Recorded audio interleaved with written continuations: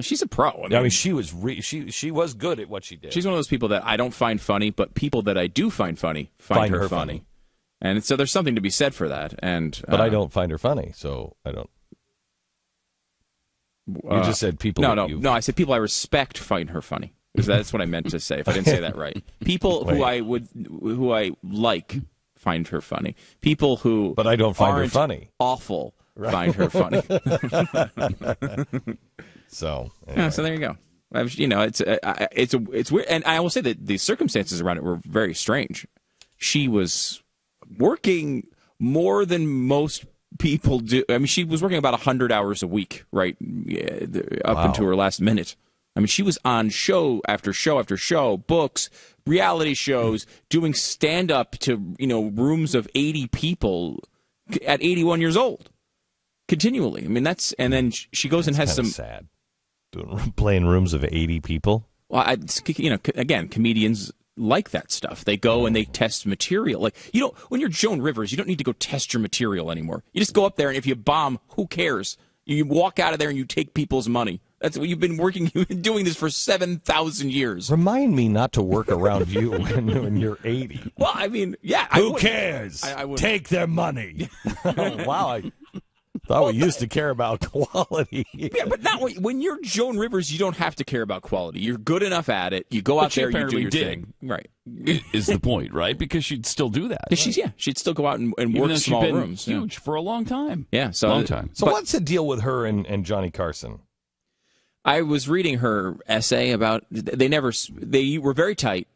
She came up. She was the heir apparent. Was she not? Was she the heir apparent or just the designated guest host? I think designated guest host because it was long before he was slated to retire. So she was the designated guest host, and that was a big deal in that time period. Yeah, I don't think people can understand. I mean, by the way, I saw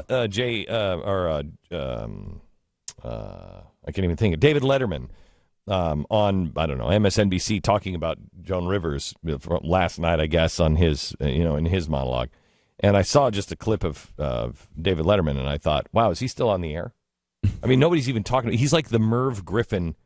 I mean, and that's a slam on Merv Griffin. He's like the Mike Douglas show after Kramer bought the Mike Douglas set. Okay, he's that irrelevant now. People don't understand is when there were 3 channels and Johnny Carson, everybody watched. I mean, it was like a 60 share. Like 60% of all the televisions were on and watching Johnny Carson at the time. Nobody competed against Johnny Carson. That's how big it was. Yeah, so when you were a guest host, and the designated guest host, that's a full-time, that's the gig of gigs at the time. Yes, and if you have his blessing, you've made it. You've made it in the comedy world. People used to, do you remember? The talk show world. I don't even know if you would remember this, Stu. The big deal was, if you were a comedian, and Johnny said, after your deal, come on over here.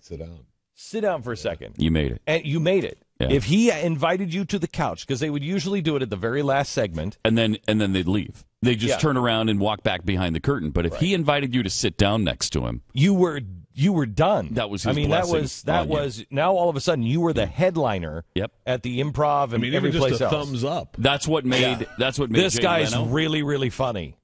That's what made Leno and Letterman and all those guys. Are there kingmakers like that anymore? I don't think there are. No. It's such a... Which I guess is a good thing. Yeah, we don't have that shared experience thing, and there's positives and negatives to that.